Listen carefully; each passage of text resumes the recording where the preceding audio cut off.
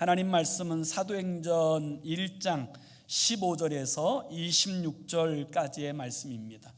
주보에 조금 잘못되었는데 사도행전 1장 15절에서 26절까지의 말씀.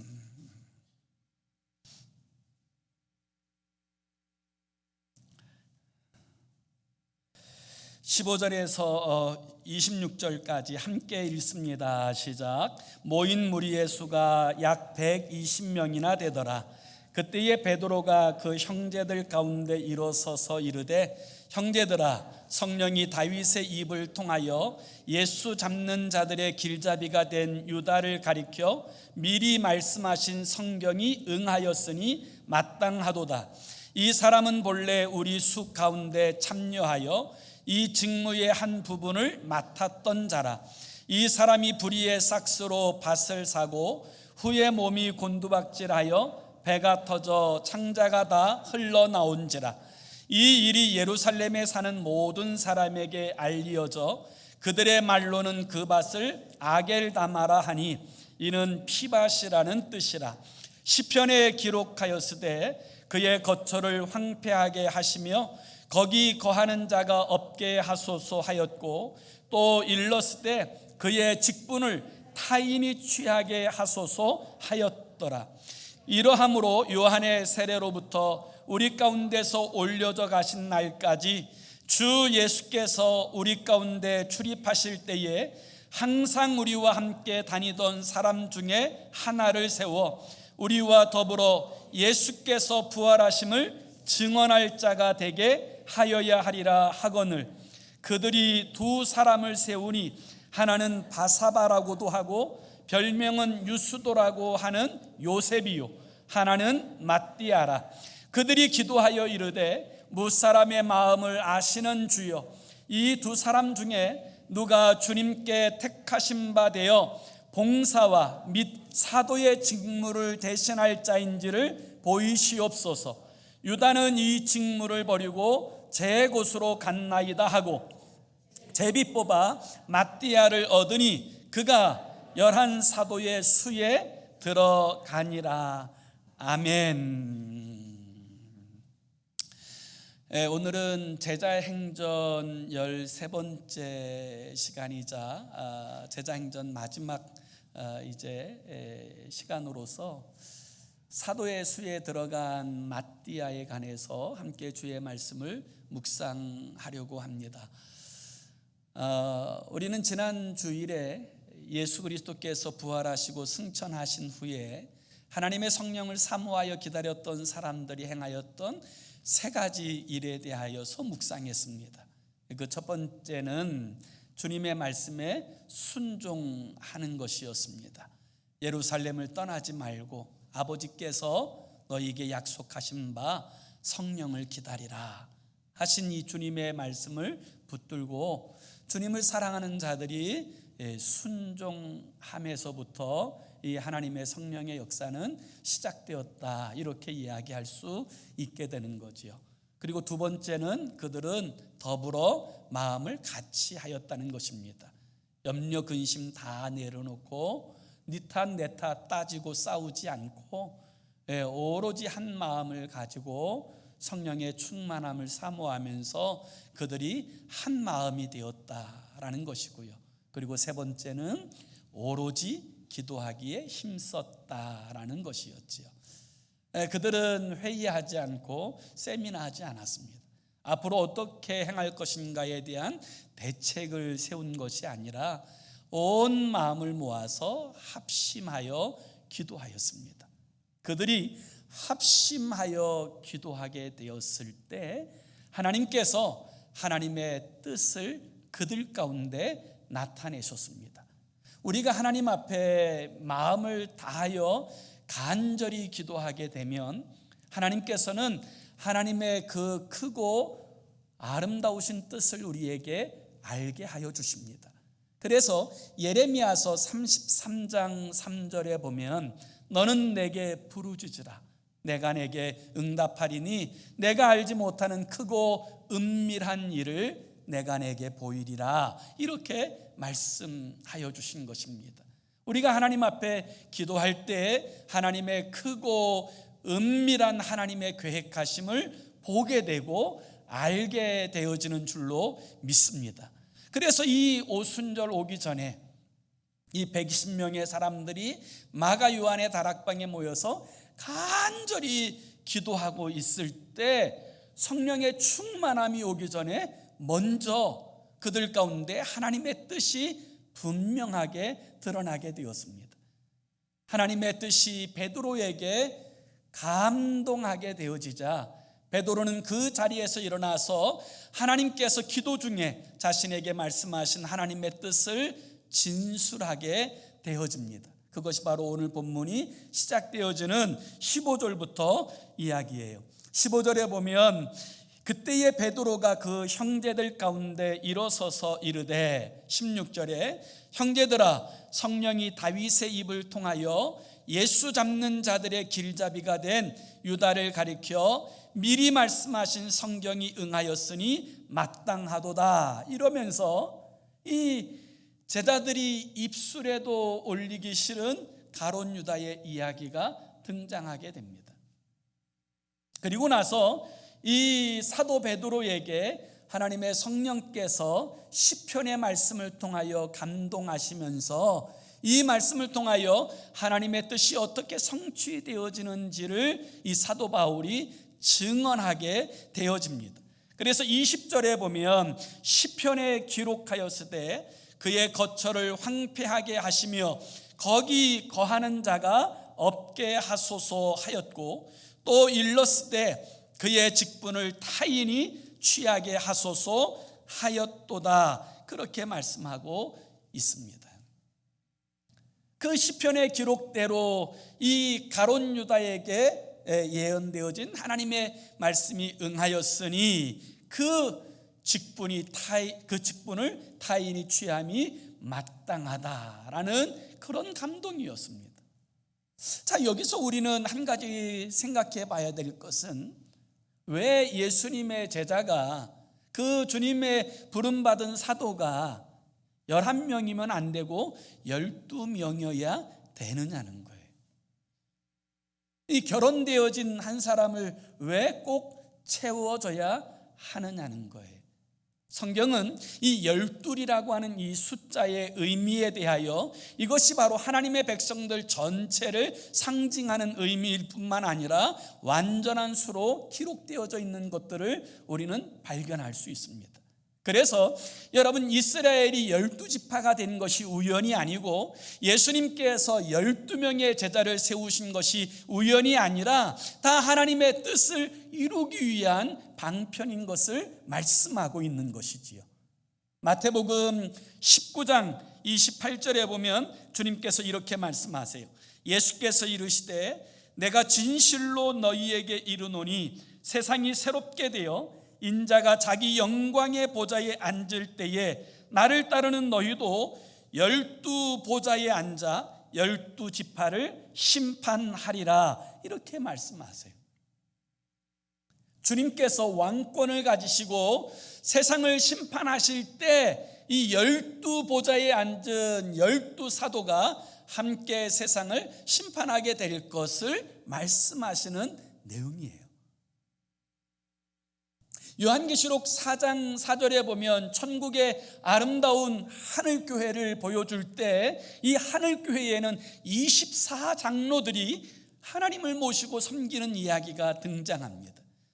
여기 24장로들은 구약의 12지파와 신약의 12사도를 합한 숫자로, 이것은 하나님의 약속을 받은 구약교회와 그리고 하나님의 약속이 성취된 신약교회 전체를 포함하는 그런 숫자를 이야기하는 것입니다.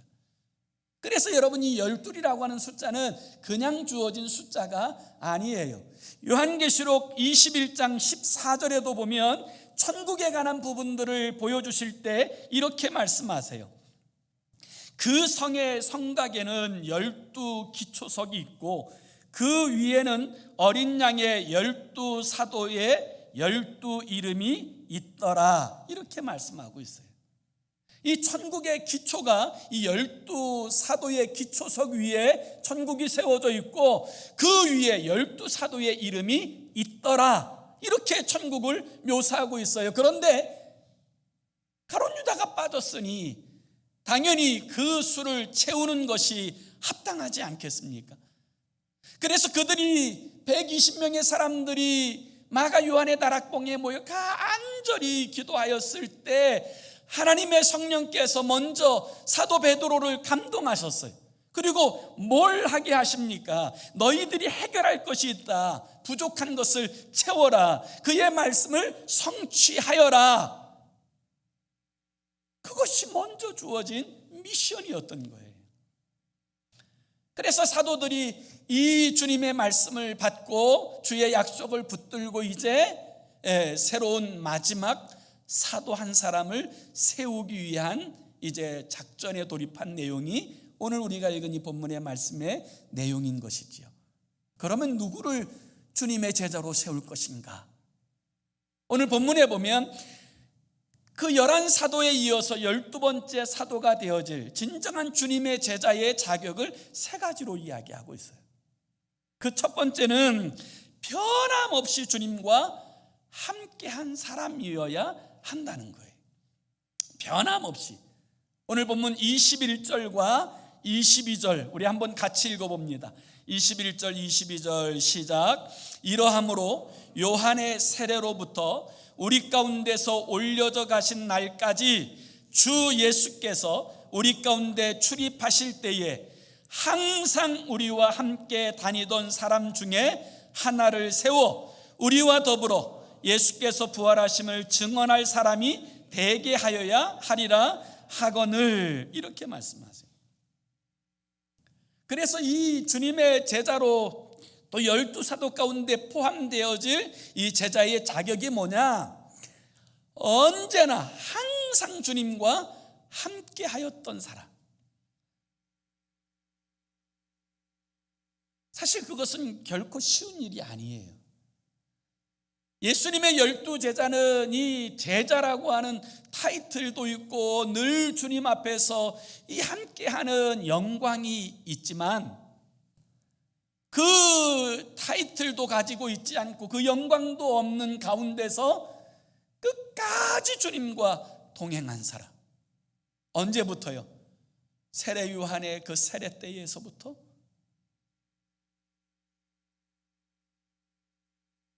예수님께서 십자가 지시고 부활하신 그 사건에 이르기까지, 심지어는 주님의 약속을 붙들고 성령을 사모하며 마가 요한의 다락방에까지 함께 하였던 사람 중에 주의 그 사도를 세워야 될 것이다, 이렇게 감동하였던 거예요. 오늘 본문에 등장하는 요셉과 마띠아가 바로 그런 사람이었죠. 그들은 예수님의 그 세례에서부터 가나 혼인잔치에 그 물이 포도주로 바뀌는 자리에도 있었을 것입니다. 오병이어가 일어나는 그 놀라운 기적의 현장 베세다 광야에서도 그들이 함께 하였을 것이고, 주님께서 70명의 사람들을 파송할 때에도 그 중에 하나였을 것입니다. 주님께서 각색 병자를 고치시는 현장에도 그들은 있었고, 그럴 뿐만 아니라 회당장 야이로의 딸을 살리고 나사로를 그 무덤에서 살려내시는 그 자리에도 그들은 있었을 거예요. 심지어 그들은 풍랑이는 바다를 건너가시는 이 주님 곁에 그들도 있었을 거예요.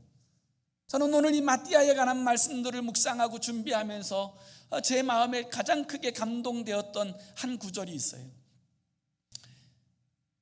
예수님과 제자들이 배를 타고 바다를 건너가시는데 그 갈릴리 바다에서 풍랑이 일어나기 시작합니다. 갑자기 바람이 불고 풍랑이 일어나더니 물들이 배 안으로 쏠려 들어오기 시작하고 이 배는 완전히 흔들려서 파손할 것 같은데, 놀랍게도 주님은 배 고물에 누워 계셔서 일어날 미동도 하지 않고 주무시고 계시는 거예요. 이 제자들이 너무 야속했던지 주님을 흔들어 깨우면서 이렇게 이야기합니다. 주여, 우리가 죽게 된 것을 돌아보지 않습니까? 그때 주님께서 일어나셔서 바람과 파도를 잔잔케 하시고 꾸짖으시자 이 바다가 잔잔해집니다. 그때 주님께서 제자들에게 이렇게 말씀하세요. 왜 너희에게 이렇게 믿음이 없느냐? 그런데 여러분, 이 바람과 파도가 치는 이 현장에 여러분, 이 마띠아, 이 요셉이 있다는 사실을 아십니까? 마가복음 4장 35절 36절에 보면 그날의 일을 이렇게 진술하고 있어요. 그날 저물 때에 제자들에게 이르시되 우리가 저편으로 건너가자 하시니 그들이 무리를 떠나 예수를 배에 계신 그대로 모시고 가매 다른 배들도 함께 하더니, 다른 배들도 함께 하더니, 여러분, 주님께서 이 주님을 태운 이 배가 큰 풍랑을 만날 때 여러분, 주변의 배들 이 주님과 함께 하고 싶어서 배 타고 함께 동행하였던 다른 배들은 풍랑을 안 만났겠습니까? 그들 또한 동일하게 이 바다의 시련에서 엄청난 풍랑을 만났을 거예요. 생사가 오가는 이 풍랑을 경험하였던 거예요. 그래도 제자들은 주님과 함께 있으니 좀 안심이 되었겠지만 이 주님과 한 배에 있지 않은 다른 배들, 그들은 얼마나 큰 두려움과 공포에 사로잡혔겠어요. 그럼에도 불구하고 그림자처럼 끝까지 주님을 따라갔던 사람, 이름도 모르고 얼굴도 모르고 아무도 기억하지 않는 그 자리에서 이름 없이 빛도 없이 주님을 따랐던 사람이 바로 마띠아예요. 알아주든 알아주지 않든, 다른 사람들이 인정하든 인정하지 않든, 내게 돌아오는 영광이 있든 없든 그것과 상관없이 주님을 사랑하기 때문에 주님이 너무 좋아서 이 주님과 함께 동행하였던 사람, 그가 마띠아예요. 그런데 하나님은 그 모든 것을 보셨어요. 사랑하는 성도 여러분, 우리가 주의 이름으로 냉수 한 그릇 대접하는 것에도 하나님은 결단코 상을 잃지 않으시는 줄로 믿습니다. 하나님은 다 살피세요. 그 중심을 다 돌아보세요. 오늘 우리가 함께 예배 중에 불렀던 찬송 부름받아 나서니 몸, 사실 이 찬송은 제가 신학생 때 참 많이 불렀던 찬송이에요. 아니 뭐 저만 아니라 이 신학교에 들어오면 제일 많이 부르는 찬송이 부름받아 나서니 몸, 어디든지 가오리다. 막 그냥 막 열정에 막 불타가지고 막 찬양하고 막 목청이 터지라고 찬양하는데, 이 대학교 졸업할 때쯤 되면 잘 안 불러요. 왜냐하면 정신이 돌아오거든요. 그전에는 막 정신없이 막 주님 따르겠다고 막 정신없이 막 다 드리겠다고 뭐 아골골짝 빈들에도 복음 들고 가오리다, 뭐 소돔 같은 거리에도 사랑 안고 찾아가서 막 이렇게 부르다가요, 이 대학교 4학년 되고 뭐 신학대학원 들어가고 이렇게 되면 정신이 다 돌아와요. 현실적으로 돼가지고 어떤 교회를 가야 잘 되나, 이 큰 교회를 가야 될 텐데 뭐 이렇게 막 생각하니까요, 뭐 안 부르게 되는 거예요. 그래서 이제 제가 이제 그런 경험을 가지고 있는데, 나만 그런가 우리만 그런가 이런 생각을 했더니, 그 유기성 목사님이라는 분이 쓴 책 가운데 내가 나를 사랑하느냐라는 책에 보니까 똑같은 이야기를 써놓으셨더라고요. 이 목사님이 신학교 이제 다닐 때 뭐 그 부름받아 나서니 뭐 막 그 초창기에는 그렇게 부르더니 4학년쯤 되었는데 한 번은 이제 이 학급 예배를 드리는데 전수사님 이제 한 분이 이제 학급 예배를 섬기기 위해서 강단에 서서 부름받아 나서니 몸 이 찬송을 하자고 그러니까 저 뒤에서 한 사람이 그냥 큰 소리로 그 찬양 그만 좀 하라고 좀 막 큰 소리로 막 그렇게 이야기를 하더라는 거예요. 그래가지고 그냥 급히 그냥 찬송을 다른 찬송으로 바꾸고, 그때부터 뭐 이 찬송이 졸업반 금지곡이 되었다고 하는 뭐 그런 이제 이야기를 써놓으셨더라고요. 정신이 돌아온 거죠. 네.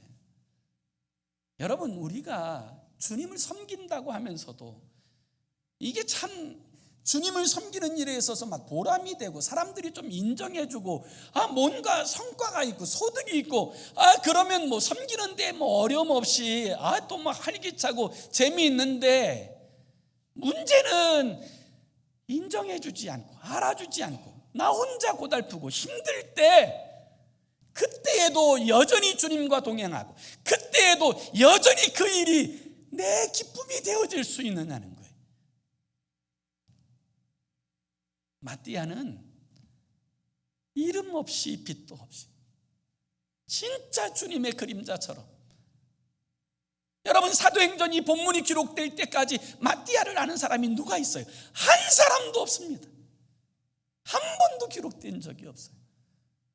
그럼에도 불구하고 끝까지 주님을 따르는 사람, 그가 마띠아예요.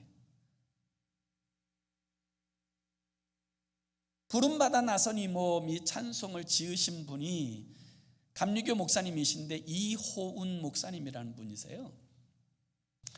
사실 이 목사님이 이 찬송을 지은 그 배경 자체가 이 나이 40에 좀 늦은 나이죠. 미국으로 유학을 와서 공부를 하는데, 그때 우리 민족에 참 아픔이 되는 6.25 사변, 6.25 동란이 터지게 되어져요. 미국에서 유학하고 있는 시절에 우리 조국에서 벌어진 그 참상에 관한 이야기를 들을 때 얼마나 마음이 아프고 고통스러운지. 그래서 그 뭐 온 나라가 다 무너지고 교회들이 다 무너졌다는 이야기를 듣고 주님 앞에 기도하면서 고백한 이 고백의 찬송이 부름받아 나선 이 몸, 이 찬송이에요. 그리고 이제 이 목사님이 그 유학을 다 마치고 미국에 안전하게 살 수 있는 기틀이 있음에도 불구하고 이 자신이 그 신앙 고백한 것처럼 소돔 같은 거리에도 찾아가서 이 복음 전하겠다고 하는 그 중심을 가지고 이 한국에 나가서요, 이 감리교 신학대학교를 세우고 대전에 신학교를 세우고 그리고 발전시킨 그 아름다운 사역을 감당합니다. 나중에 이 대전에 세워진 이 교회가 훗날 이게 뭐 중부 지역 전체를 이제 또 다 하는 이 모건대학교로 이제 발전하게 되는데, 이 모건대학교라고 할 때 이 모건이라는 말이 그 이호은 목사님의 호예요. 호. 처음에는 다른 이름이었는데 이 목사님이 너무 감사해서 이 학교에서 이제 그 호를 붙여서 모건대학교라고 이제 붙이게 되었어요. 사랑하는 여러분, 우리가 주님을 따를 때 우리에게 영광이 주어지든 영광이 주어지지 않든 그것과 상관없이 주님을 따르는 것, 그것이 제자됨의 첫걸음인 줄로 믿습니다. 알아주든 몰라도, 사람들은 몰라도 주님은 다 아세요. 이 제자됨을 갖추는 이 두 번째 자격에 대해서 뭐라고 이야기하냐면 예수 그리스도의 부활을 증언할 사람이어야 한다는 거예요. 그래서 다시 한번 22절도 함께 다시 봅니다. 22절 마지막 부분에 보면 항상 우리와 함께 다니던 사람 중에 하나를 세워 우리와 더불어 예수께서 부활하심을 증언할 사람이 되게 하여야 하리라, 이렇게 이야기해요. 예수 그리스도의 부활을 증언할 사람이 되려면 예수의 부활을 체험한 사람이어야 합니다. 예수 그리스도의 부활을 목격한 사람이어야 합니다. 그러니까 예수 그리스도의 부활에 대한 확실성을 가지고 있는 사람이어야 이 제자로서 우리와 함께 이 사역을 감당할 수 있다는 거예요. 이 말에는 사도들이 자신들이 무엇하는 존재인지에 대하여 분명히 알고 있다는 사실을 이야기하는 거예요. 사도들은 자신의 사명이 예수 그리스도의 십자가와 부활을 전하는 사명을 가진 자라는 것을 알고 있었다라는 거예요. 사랑하는 성도 여러분, 오늘 교회가 그 사명이에요. 예수 그리스도의 십자가와 이 부활의 복음을 전하는 사명이 교회에게 주어진 줄로 믿습니다. 교회가 해야 될 일이 그거예요. 뭐 구제도 하고 이 좋은 일도 하는 거 다 좋아요. 그러나 가장 본질적으로 교회가 해야 될 일이 뭐냐? 예수 그리스도의 십자가와 부활의 복음을 전하는 거예요. 그리고 예수 그리스도의 십자가와 부활이 어떻게 우리에게 하나님의 은혜로 오게 되어졌는지 이 복음을 전하는 거. 이게 교회가 감당해야 될 이 사명이라는 것이고요. 이 세 번째 자격을 섬김의 일을 잘하는 사람이어야 한다는 거예요. 그래서 오늘 본문 25절에 보면 이 사도를 뭐라고 표현하냐면 이렇게 말해요. 봉사와 및 사도의 직무를 대신할 자인지를 보이시옵소서, 이렇게 이야기하는 거예요. 이 사도의 직무 가운데 어떤 직무가 있어요? 봉사의 직무가 있어요. 이 봉사가 뭐예요? 예수 그리스도의 복음을 통하여 섬기는 이 직무가 사도의 직무라는 거예요. 이 봉사의 직무, 섬김의 직무, 이게 사도의 본질이라는 거예요. 맞아요. 오늘 이 시대는 여러분 이기주의가 팽배한 시대입니다. 이 자기밖에 모르는 사람들이 너무 많아요. 근데 여러분 어느 공동체든지 이 자기만 아는 사람들이 많이 모인 공동체는 미성숙한 공동체예요. 항상 다툼이 일어나고 싸움이 일어나요. 이 반대로 여러분 이제 이해할 줄 알고 배려할 줄 아는 그런 공동체는 성숙한 공동체가 되는 것이죠. 제가 예전에 오래전에 안산 제일교회의 고훈 목사님의 그 간증을 들은 기억이 나는데요. 이 목사님이 20살 때였어요. 이 20살 때 그 결핵 말기 판정을 받으면서 이 병원에서 이렇게 노골적으로 이야기하더래요. 너는 이 결핵 말기여서 이제 고침받지 못한다. 그러니까 이제 이 몇 개월 살다가 죽을 것이다. 노골적으로 그렇게 이야기를 하더래요. 그런데 그 청년이 그 의사의 이야기를 듣고 처음에 막 낙심이 됐는데, 뭐 이게 죽게 되어진다고 하니까 그러면 다행히 예수 믿고 이게 죽게 되어졌으니 이 주님 앞에 설 게 틀림이 없는데, 이 주님 앞에 설 때 어떤 모습으로 서야 될까? 이런 고민을 하다가 그때부터 이 남은 잠깐의 이 몇 개월 시간이라도 이 주님께서 기뻐하시는 거 하다가 주님 앞에 서야 되겠다, 이런 기특한 마음을 갖게 됐다는 거예요. 그래서 이 병상에서 뭐 자기도 막 피를 각혈하면서도 뭐 이제 병원에 있는 사람들을 이제 막 돕는 거예요. 심부름도 해주고 뭐 이제 그 병실도 청소도 해주고 뭐 필요하다 그러면 뭐 이제 같이 도와도 주고 이러면서 이제 복음을 전하는 거예요. 복음을 전하는데 어느 날인가 이 한 사람이 진짜 마음을 열고 이 복음을 받아들이고 예수를 자신의 구주와 하나님으로 모시는 이 영접 기도를 하고 막 감격하는 이 모습을 보고는 이게 너무너무 좋아서 그날 밤에 그 병상에 누웠는데 잠이 오는 게 아니라 막 가슴이 막 울렁울렁거리면서 너무 좋아가지고 밤새도록 막 깼다 잤다 그렇게 했는데 그 밤에 놀라운 신비한 체험을 합니다. 하나님의 음성을 들어요. 또렷하게. 그렇게 좋으냐? 정말 그렇게 좋으냐? 그리고 나서 그 다음에 뭐라고 하는 음성이 들리냐면 나도 내가 좋다. 그 음성이 들려왔다는 거예요. 그리고 나서 이분이 치료를 받고 깨끗함을 얻었어요. 그리고 나서 이제 훗날 목사님이 되셔서 참 귀하게 사역하시는 목사님이 되셨는데, 여러분 주님께서 제자를 세우실 때 이 제자의 자격 조건 중에 중요한 조건이 뭔지 아세요? 섬김의 사람이에요. 섬김의 사람. 나만 아는 사람이 아니라 섬기는, 이 복음을 가지고 섬기는 자가 되어야 될 것이다. 그래서 이제 이와 같은 세 가지 충족 기준을 가진 사람이 누군가를 그 120명의 사람들 가운데 다 살펴보니까 이 두 사람이 천거가 돼요. 이 두 명의 이름이 누구냐? 이 24절, 25절, 23절, 23절을 한번 다 같이 봅시다. 23절 같이 읽습니다. 시작. 그들이 두 사람을 내세우니 하나는 바사바라고도 하고 별명은 유스도라고 하는 요셉이요, 하나는 마띠아라. 그러니까 여러분, 우리가 이 두 명이 천거된 이 이야기를 보면서 무슨 생각이 들어요? 누가 봐도 이 사도로 세워져야 될 사람은 첫 번째로 천거된 요셉이에요. 그래서 이 요셉에 대한 이야기가, 이 소개가 장황하지 않습니까? 그 사람의 이름은 바사바라고도 하고 이렇게 말해요. 이 바사바라고 하는 이 말의 뜻은 그 당시 이름만 이야기하면 다 아는 사바의 아들이라는 뜻이에요. 그리고 그의 별명이 유스도예요.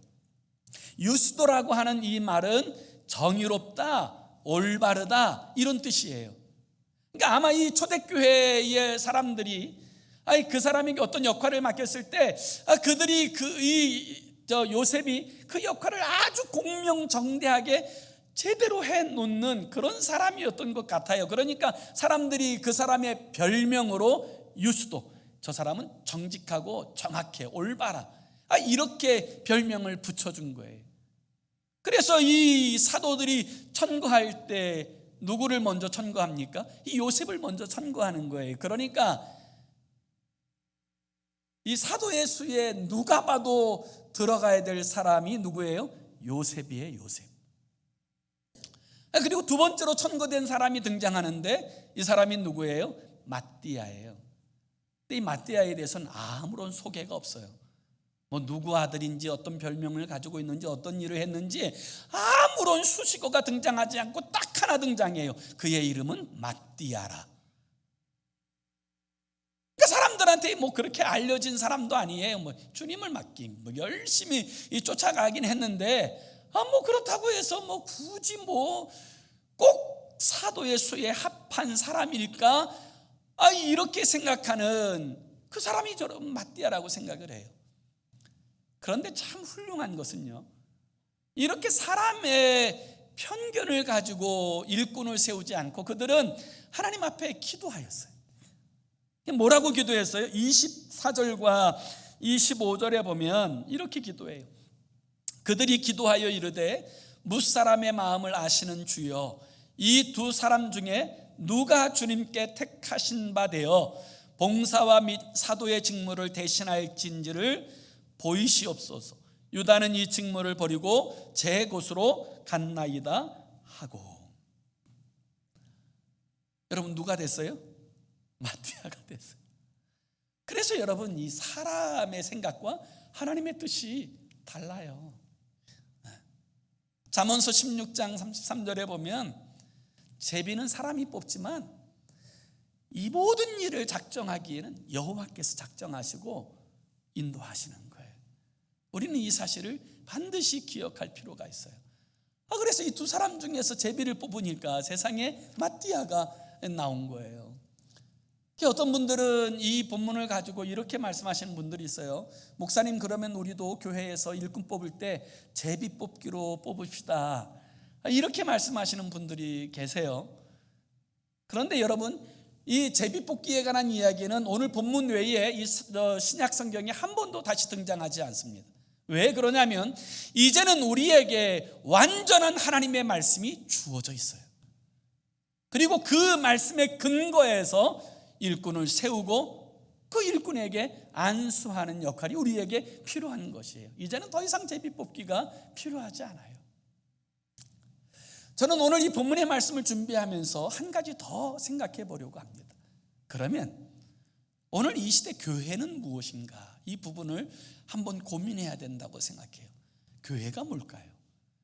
교회의 본질은 무엇일까요? 사실 신학자들은 이 교회의 본질을 이렇게 이야기합니다. 그 첫 번째는 뭐냐면 이 교회의 본질은 세상과 구별되어진 거룩성에 있다고 이야기해요. 그래서 교회는요, 세상하고 달라요. 구별되어진 거룩성, 이것이 교회의 본질이고요. 이 두 번째는 그리스도를 머리로 하는 통일성이에요. 이 교회는 그리스도께서 머리 되세요. 모든 것에 완전한 중심이 되신 분은 오직 예수 그리스도 한 분이에요. 그리고 세 번째 본질은 민족이나 시대를 초월하여 모든 하나님의 교회는 동일한 교회라고 하는 보편성을 가지고 있어요. 그리고 네 번째는 사도성이에요. 교회는 사도의 뒤를 이어서 이 동일한 사역을 감당해내는 공동체, 이것이 바로 교회의 본질이라는 거예요. 그래서 여러분, 우리가 분명히 기억해야 될 것은, 오늘날에도 어떤 사람들은 자신이 사도라고 이야기하는 사람들이 있어요. 그것은 잘못된 거예요. 그건 결코 잘못된 거예요. 이단이나 사입이거나 잘못된 거예요. 왜냐하면 여러분, 교회가 이 사도성을 이어받았기 때문에 그래요. 그래서 에베소서 2장 20절에 보면 이 사도의 사명이 이제 개인이 아닌 교회로 연결된 것에 대해서 이렇게 설명해요. 너희는 사도들과 선지자들의 터 위에 세우심을 입은 자라. 그리스도 예수께서 친히 모퉁이 돌이 되셨느니라. 이 말씀은 교회가 사도의 터 위에 세워졌다라는 거예요. 그래서 여러분, 이 사도는 교회의 시작이고 터전이에요. 그래서 사도의 터 위에 세워지지 않은 교회는 교회가 아니에요.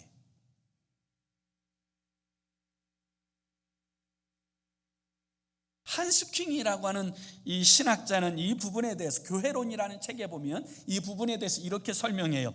교회의 네 가지 본질 중에서 사도성은 다른 세 가지 본질을 평가할 수 있는 기준이 된다, 이렇게 이야기해요. 이 일에 대해서 오카는 목사님이 쓴 이것이 목회의 본질이다라는 책에 보면 이 부분을 이렇게 설명해요. 아무리 거룩하다고 해도 사도성이 결여된 거룩이라면 그것은 성경적인 교회의 본질이 되어질 수 없다.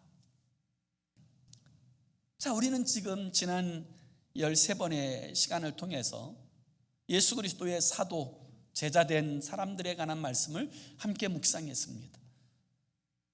이 말씀이 우리에게 묵상되어져야 될 가장 중요한 이유는, 오늘 이 시대에 교회에 일원된 우리 모두가 이 사도성 위에 세워진 교회를 섬기고 있고, 그리고 교회로 부름받은 우리 한 사람 한 사람이 주님께서 사도들에게 위임하신 일들을 감당하도록 부름받은 사람이라는 사실을 기억해야 한다는 거예요.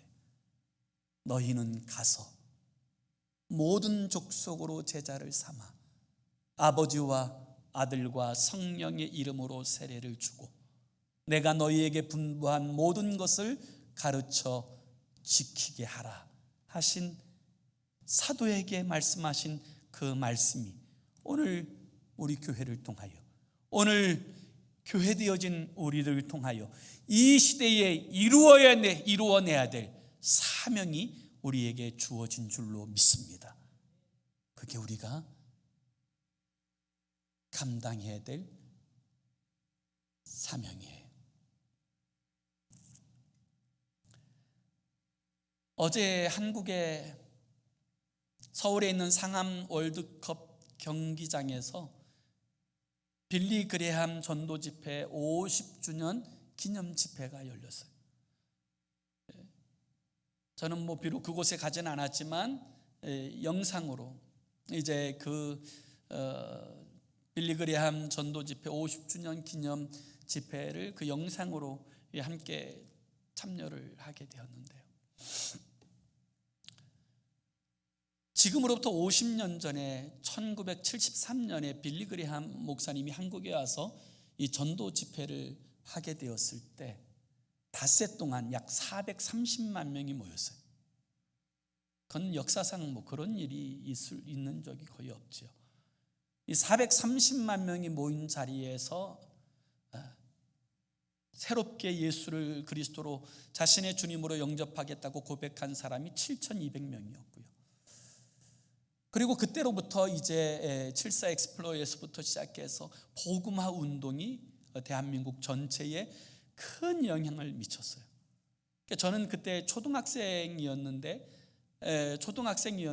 그때 그 여의도 광장에 집회가 있을 때 부모님을 따라서 갔던 기억이 나요. 그리고 50년이 이제 지나왔어요. 제가 그 모든 이 집회의 과정들을 함께 동참하면서 제 마음에 이런 소원이 생기더라고요. 하나님, 다시금 이 희년이 되었으니 다시금 성령의 바람이 우리 민족과 이 미국 땅에 불게 하시고, 정말 이 미국 땅에서부터 그리스도의 푸른 계절이 온 민족 가운데로 흘러가는 역사가 있게 하여 주옵소서. 이런 기도가 이 저절로 나오더라고요. 오늘 우리에게 다시금 이 복음에 대한 열정이 회복되어지고 이 부흥에 대한 열망이 회복되어져서 우리를 통하여서 예수 그리스도의 복음이 우리의 가정을 넘어 이웃을 넘어 그리고 온 땅 가운데 증거되고 선포되는 일에 쓰임받는 저와 여러분의 삶이 되기를 예수 이름으로 축원합니다. 기도합시다. 우리 함께 같이 기도하기 원합니다. 이렇게 기도했으면 좋겠어요. 주님, 교회에 주신 사도성을 이어받아 그리스도 예수의 복음을 힘있게 전하며 하나님의 나라를 세우는 우리 교회와 성도들이 되게 하여 주옵소서. 이렇게 기도했으면 좋겠어요. 우리가 세상을 살아가는 데 있어서 물론 세상 일도 바쁩니다. 그러나 주님께서 우리를 부르신 이 부르심의 이 본질을 놓치면 우리는 그리스도 예수의 사람으로 살아가는 것이 아니라 세상 사람들처럼 살아갈 수밖에 없어요. 세상적 가치관에 붙들림 받아 휘둘리는 인생이 되어질 수밖에 없어요. 오늘 다시 복음 안에 들어와서 우리 주 예수 그리스도께서 제자들을 세우고 이 사도성을 가진 그들을 통하여 교회를 세우시고 이 교회에게 주신 이 사명을 통하여 우리에게 도전하시는 이 분명한 이 복음의 본질을 붙들고, 아버지 하나님, 이제는 이 복음을 위해서 우리의 삶이 귀하고 영광스럽게 쓰임받아지는 삶이 되게 해달라고 우리 함께 합심으로 기도하겠습니다. 살아계신 하나님 아버지, 오늘 우리는 무엇을 위해서 행하여 살아가고 있습니까? 무엇을 먹을까? 무엇을 마실까? 무엇을 입을까가 우리의 삶의 중심에 놓여 있어서 그것만을 추구하고 살아가고 있지는 않습니까? 하나님 아버지, 오늘 우리로 하여금 다시금 아버지 주께서 우리를 복음 안에서 부르신 이유가 무엇인지 분명히 깨닫게 하여 주셔서 아버지 하나님, 우리에게 주어진 이 사도성, 아버지 하나님, 사도의 그 영광스러운 그 축복이 우리에게 연결되어져 있음을 기억하고 아버지, 사도와 같이 주님께로부터 보냄받은 자인 것을 기억하여서 아버지 하나님, 주님 보내신 이 삶의 자리에서 우리의 가정에서 우리의 이웃들에게 이 시대와 아버지 이 땅 가운데 하나님의 뜻을 세워내고 예수 그리스도의 십자가와 부활의 복음을 선포하고 주의 영광을 나타낸 주의 사람으로 우리의 삶이 쓰임받게 하여 주옵소서. 그리하여 주님 앞에 서는 날 잘했다 칭찬받는 주의 사람으로 우리 주님 앞에 서게 하여 주옵소서. 아버지, 육신의 열매 맺는 인생이 아니라 아버지 성령의 열매 맺는 주의 사람으로 살도록 우리를 다스려 주시고 인도하여 주옵소서.